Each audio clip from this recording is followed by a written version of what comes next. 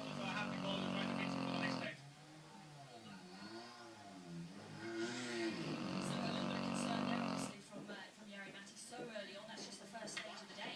What it was a loose brake nickel on the, I think the left rear it was. So he got that fixed and he was away. Hervinen, now rally leader, into the first crawler stage of the event.